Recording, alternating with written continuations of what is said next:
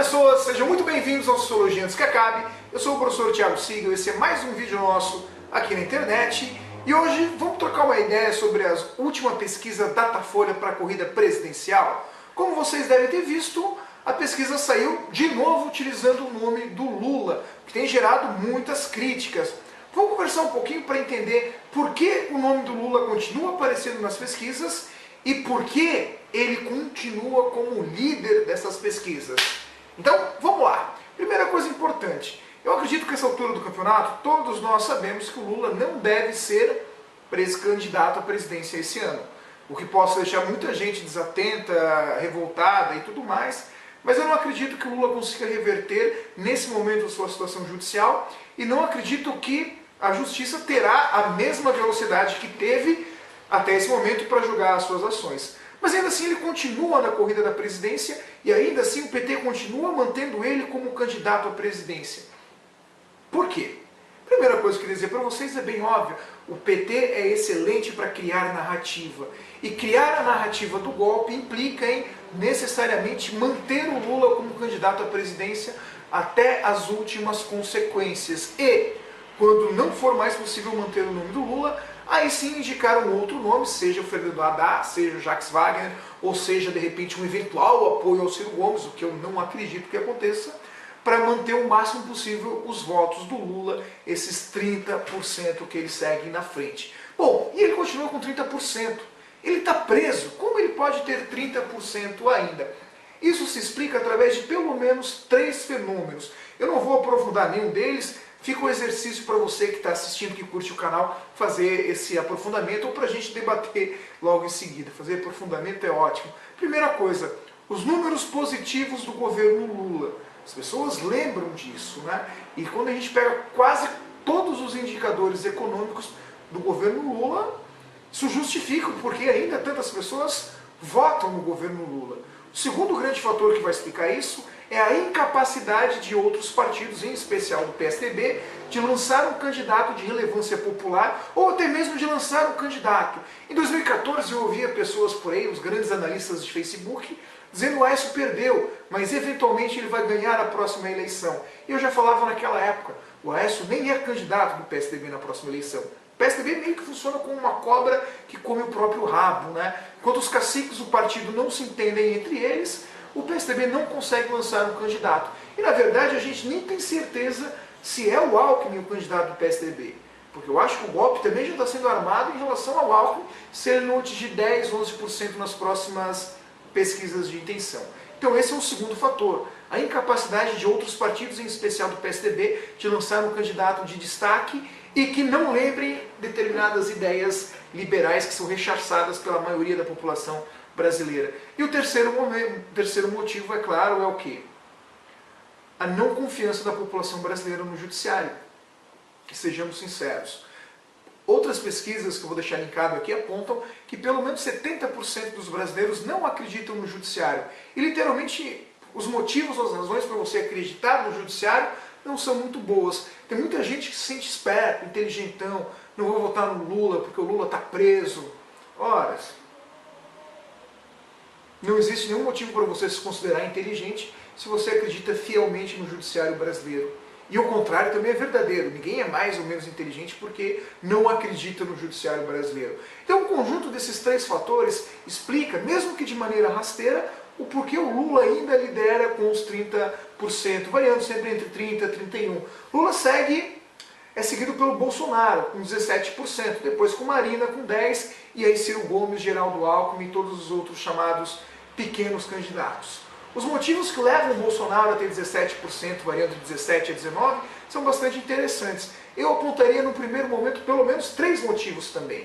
O primeiro deles é, claro, o crescimento do pensamento proto-fascista no Brasil e uma porcentagem bem grande dos eleitores que se identificam fortemente com ideias racistas, homofóbicas, estereotipadas. Eu ainda ouço de alguns que são eleitores do Bolsonaro, que vão ser, falando sobre o kit gay nas escolas. Eu falo, mano, você está na escola há quanto tempo? Você já viu esse kit gay? Mas não, isso ainda existe muito forte na cabeça dessas pessoas. O segundo grande motivo é, claro, o descontentamento geral com os outros políticos e a ideia de que o Bolsonaro representa uma ruptura com a corrupção. Ideia essa que deve ser fragilizada conforme a campanha seguir. E o terceiro momento, é claro, esse é muito importante, é o que nós chamamos na política de voto de pit stop, que é na verdade o quê?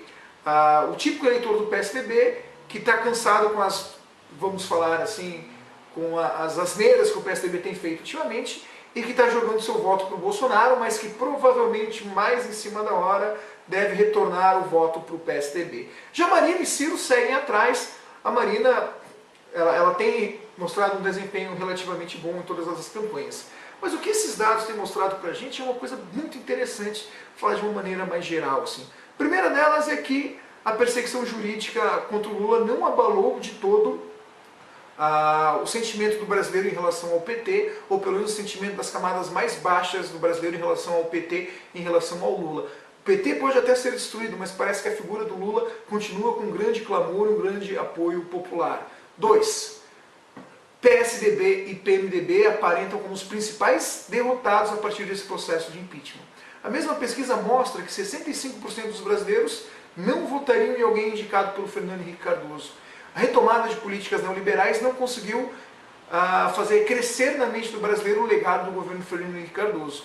E 92% dos brasileiros não votariam de maneira alguma em alguém indicado pelo Michel Temer, o que fragiliza o PMDB a nível nacional e deve também fragilizar o PMDB a nível estadual, porque os candidatos estaduais do PMDB não vão querer dividir palanque com o presidente Michel Temer. Isso deve criar um impacto relativamente novo na política nacional e provavelmente vai ser muito mais interessante aos estados do que necessariamente a federação como um todo, essas eleições. E terceira coisa muito importante e muito triste, a quantidade de votos nulos ou de candidatos sem, ou de eleitores sem candidato. Aí você poderia perguntar, mas professor, se a gente sabe que o Lula não vai ser candidato, se a justiça não vai deixar o Lula ser candidato, por que o Datafolha e as outras instituições de pesquisa continuam colocando o Lula nessas pesquisas? E o motivo para isso é simples. É justamente do voto do Lula ou do voto dos lulistas é que vai sair a decisão final sobre quem vai ou não ganhar essas eleições. O Lula é o principal cabo eleitoral, ou seja, quando aparece Lula com 30%, significa dizer o quê? Que Bolsonaro, Marina, Ciro e Geraldo devem buscar esses 30% aqui. E aí que a pesquisa fica interessante, quando a gente vai analisar os cenários, sem a presença do Lula, o que acontece? Sem a presença do Lula, o Jair Bolsonaro sobe de 17% para 19% das intenções de votos. O que quer dizer que existe pelo menos 2%, com a margem de erro 3 ou 4%, do chamado voto Bolso-Lula, que eu já expliquei no vídeo anterior. E a Marina sobe de 10 a 15 e o Ciro sobe de 6 a 9. O que quer dizer o quê? Que esses votos do Lula estão de maneira mais forte sendo divididos entre a Marina e o Ciro Gomes. E quem vai para o segundo turno, então, é justamente entre esses dois candidatos, aquele que for mais talentoso em arrebanhar, digamos assim, essa expressão é ridícula, eu sei, os votos do Lula. E o Geraldo Alckmin, quando a gente consegue perceber, sem o Lula ele salta de 6 para 7% das intenções dos votos, o que quer dizer o quê? Que o voto do PSDB não é esse que está no Lula, mas é esse voto que está lá no Jair Bolsonaro. Para entender essa pesquisa, também é fundamental que a gente entenda outra pesquisa que foi mostrada pelo Datafolha e foi divulgada da mesma forma, que é uma pesquisa que fala que para 72% dos brasileiros a economia piorou nesses últimos 2 anos.